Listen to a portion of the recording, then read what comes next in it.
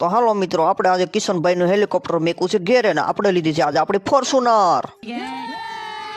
તો આપણે ભૂગી ગયા છીએ હવે દવા છાંટવાની. મળ્યા છીએ ધીમે ધીમે દવા છાંટવા, પણ દવા તો મારી હાળી બહુ વહેમી લાગે છે છાંટવી, કારણ કે આ તો ખંભે પંપ ને આખો દી નળી ન આમ કરી કરીને તો હાથ મારા હાળા દુખવા મળ્યા. પણ હવે છાંટવી તો જો હે ને વાસી ખેતરમાં તો દવા છાંટતા છાંટતા મગજમાં સડી ગઈ દવા ને હવે બોલાવી દીધી બાકાજી કી મેં તો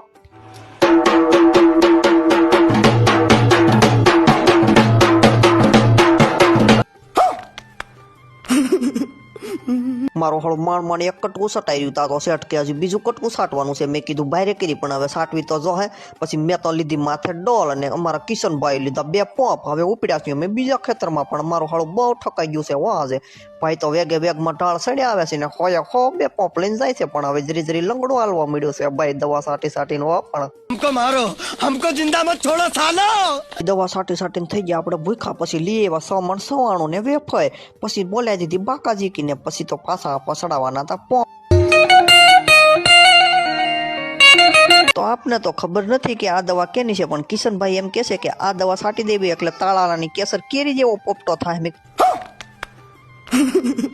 તો ઓહો એવડો મોટો પોપટો થાય તો આપણે ક્યાં વેસવા રાખવું ભાઈ.